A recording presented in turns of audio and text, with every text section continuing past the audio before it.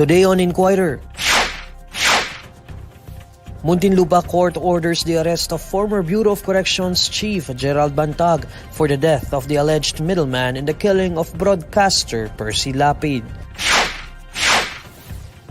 Head of Philippine National Police Drug Enforcement Group relieved from post amid probe on alleged cover-up. Congressman Teves confirmed to virtually attend Senate inquiry on Degamo killing, according to Senator Bato Dela Rosa. And Department of Transportation to impose stricter measures at MRT-3.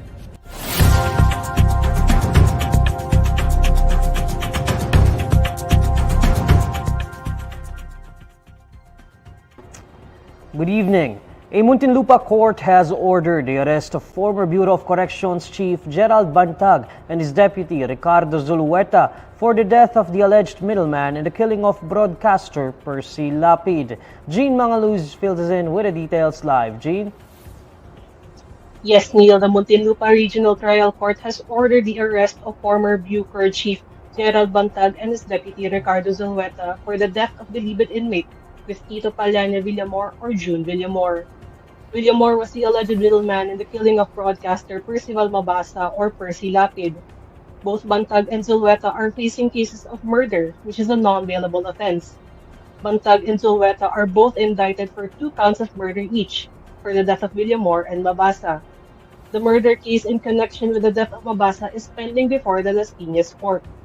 To recall, Villamor was allegedly hired self-confessed gunman Joel Escorial to kill Mabasa. When Escorial was presented to the media on October 18, 2022, Villamor was declared dead days later. An independent autopsy conducted by forensic pathologist Raquel Fortune suggested that Villamor may have suffocated from a plastic bag over his head.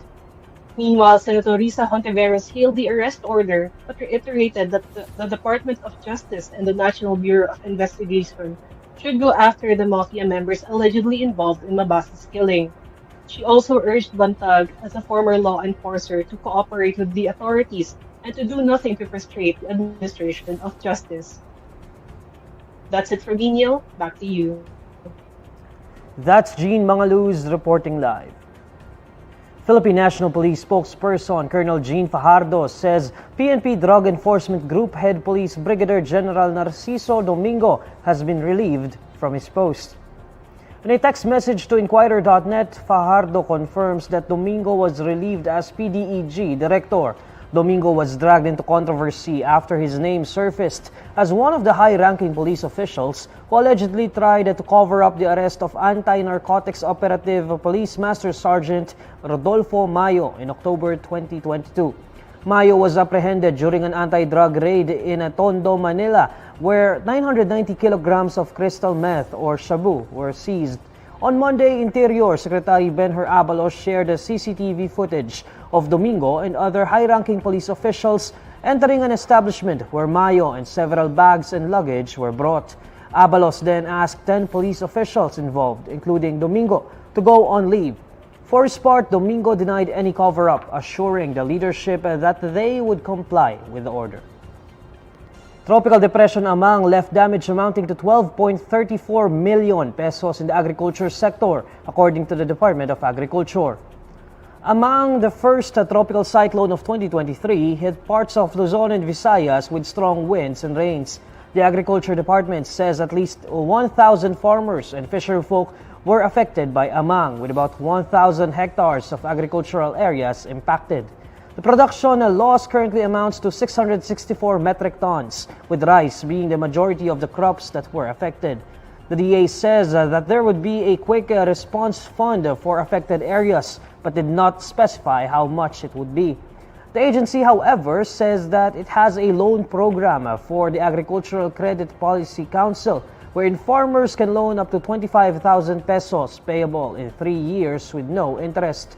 Other interventions from the DA include the distribution of different seeds, drugs, and biologics for livestock and poultry and fish fingerlings. The Philippine Coast Guard says it recovered the body of the last missing passenger in the Basilan ferry fire in the vicinity waters of Haji Muhammad Ajul in Basilan, bringing the total death toll to 33. According to the Philippine Coast Guard, the victim was identified as Private First Class Marion Malda, one of the Philippine Army personnel on board the ship when it caught fire. The PCG says that Malda is the 33rd passenger who died in the said fire. Only 216 survived out of the 249 total riders. MV Lady Mary Joy 3 was on the way to Sulu from Zamboanga when it burst into flames on the night of March 29. A faulty electrical wiring is said to be the possible cause of the fire. Next on Inquirer Today, Congressman Arnie Teves confirmed to virtually attend Senate inquiry on Degamo killing, according to Senator Bato Dela Rosa. China cries foul over joint statement of the Philippines and the United States on the issue of West Philippine Sea. And Department of Transportation to impose stricter measures at MRT-3. This is Inquirer Today. We'll be back shortly. Losing a fur baby may be one of the most painful moments for a fur parent. To ease the grieving process, a toy maker found a way to immortalize the memory of beloved animal friends. My name is David Tan, and I'm the founder and CEO of Pogatari, based here in Pampanga, Philippines. In 2019, David himself experienced the grief of losing a pet.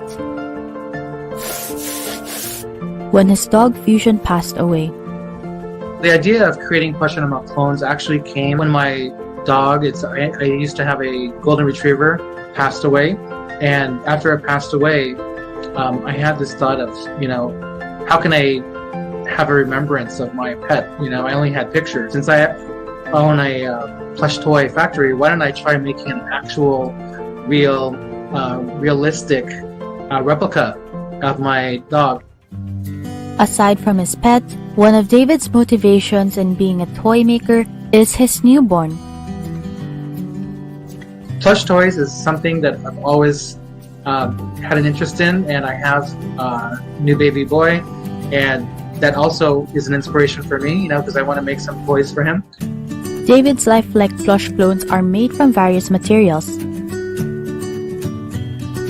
He uses different types of synthetic furs, fabrics, and other accessories to make the replicas come to life.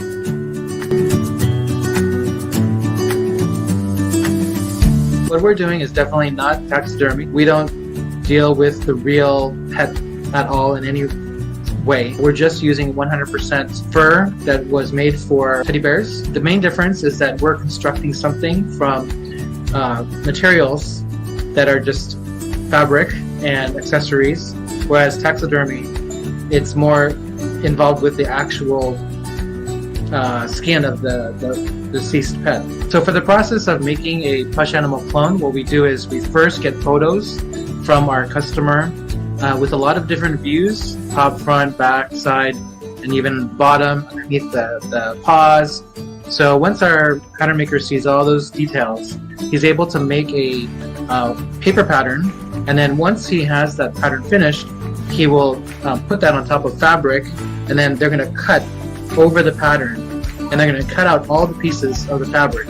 So now what they do is they sew it into the skin of the clone, and from the skin we make the it's called a frame. What we do is we put it inside the skin, and then after that they will stuff it with the stuffing, and then sew it shut, and then the magic happens at the very end where they do the airbrushing. So they'll have a picture of the pet, and then they'll have the airbrush, and then they're going to start airbrushing all the little details of the clone until it comes to life. For David, the solace that these plushies bring to pet owners is what pushes him to continue to improve his craft. There was actually a video I watched where it brought tears to my eyes. It's the dog whisperer in the Philippines, and he made this entire episode about one of his dogs that passed away. And the most touching moment of his vlog was that he brought this, his dog passed away, and he brought the clone to his other dogs. And immediately the other dogs started sniffing under his ear and licking under his ear. And what he was saying is that, wow, that's exactly what they used to do when the dog was still alive. So what's amazing about this is that what we created is something that transcends humans. Even animals are convinced that our plush animal clones are real.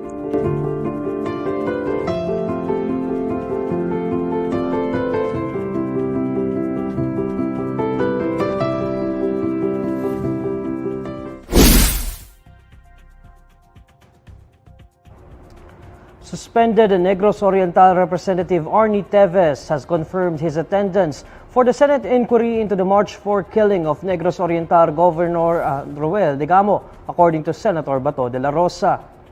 The senator says Teves, through his secretary, has signified his commitment to attend the probe virtually. According to Dela Rosa, the panel may serve as an avenue for Teves to relay his side of the story on the killing of Degamo. The senator also says Governor Degamo's wife and Teves may be allowed to discuss, up to a certain extent, the issues involving the assassination. De La Rosa currently heads the Senate Committee on Public Order and Dangerous Drugs, which will lead the probe set to begin on April 17. According to him, the two sides might confront each other, provided that their communication would be addressed to him as committee chair. As to how they expect Teves to behave, De La Rosa reiterates that interparliamentary courtesy would be given to the Negros Oriental lawmaker. Huwag lang siyang magiging unruly dahil hindi ko rin naman siya masahit in contempt dahil hindi man siya maaresto dahil nasa ibang bansa man siya. So, the most that we can do is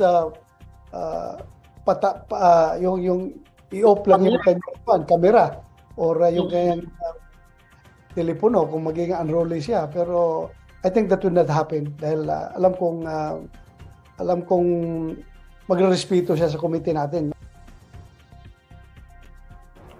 China has decried the joint statement issued by the Philippines and the United States against Beijing's activities in the West Philippine Sea.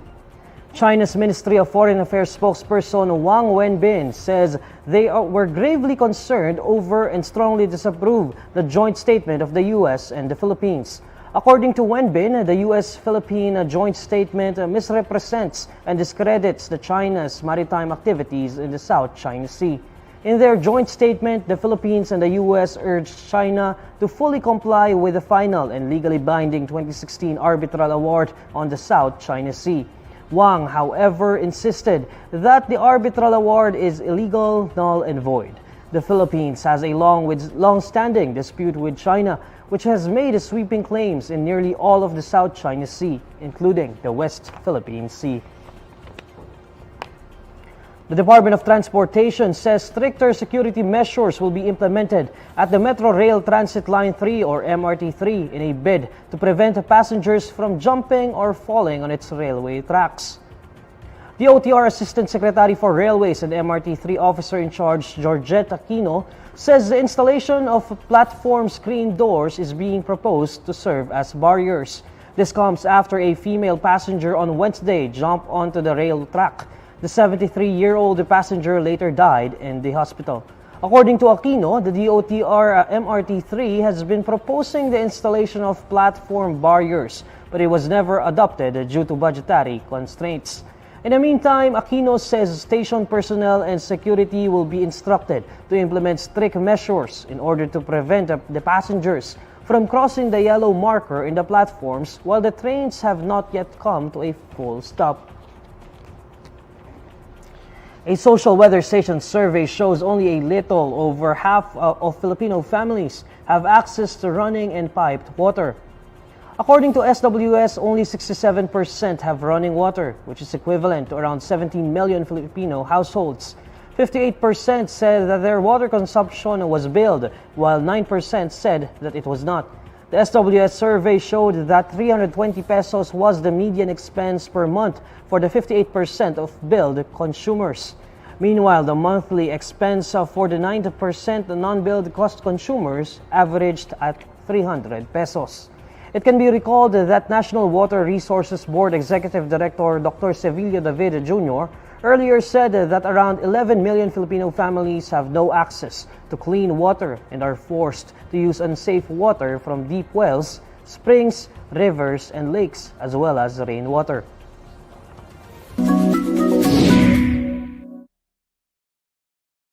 Alamin naman natin ang mainit na balita sa mundo ng showbiz kasama si Irvin Santiago ng Bandera. Irvin? Hi Neil at sa lahat ng mga kabandera natin all over the universe. Ito na nga ang latest Bandera Chika. Hindi pa taken ang kapamilya actor na si J.M. De Guzman pero diretsahan niyang inamin na meron siyang kinaadikan ngayong isang female celebrity. Ayon sa binata, may isang babaeng taga-showbiz na nililigawan niya ngayon at isang taon na raw niya itong sinusuyo pero hindi pa rin daw siya sumusuko. Inamin ng magaling na aktor na in love siya ngayon sa isang personalidad pero nang tanungin namin kung sino ito, ang tanging naisagot niya ay secret. Sabay ngiti ng pagkatamis-tamis. Nang banggitin kung vlogger ba ito, biglang natawa si JM at medyo namula. Sa question namin kung todo pa rin siya kung magmahal at handang ibigay ang lahat-lahat, sinabi niyang nagtitira pa rin siya para sa kanyang sarili. Pinapagana na rin daw niya ngayon ang kanyang utak at hindi lang ang puso. Sa pagkakaalam namin, may isang vlogger na naliling kay JM. Yan ay walang iba kundi si Donalyn Bartolome. At ilang beses na rin niyang inamin na may feelings talaga siya sa actress at content creator. Paano niya i-rate ang nararamdaman niyang kaligayahan ngayon from scale of 1 to 10? 10 ang mabilis na sagot ni JM. Ibig sabihin, perfect na perfect talaga ang happiness niya. Time lang talaga. Pero ngayon, in love ko. Kanino ka in love? Secret. Showbiz na showbiz. Showbiz. Oh, hindi ka na ano, hindi ka na. Vlogger? Pero daron ka pa rin JM pagdating sa parang give my all pa rin. Or may Siyempre, may tira na rin po sa sarili. Dati wala eh. Ito ngayon, pinapagana na yung utak. JM, gano'n nga kasaya? From 1 to 10? 10, sorry. Wow! Perfect Make it 11. talaga. Make it Wow. 11. At yan ang Bandera Chika natin today. Thanks, Neil. Maraming salamat, Irvin. And these are the stories you need to know today. I'm Neil Mercado. Catch Inquirer Today live weekdays, 6 p.m. Follow INQUIRER.net on Facebook, Twitter, YouTube, TikTok, Instagram, and Reddit. For more stories, visit INQUIRER.net. Good evening.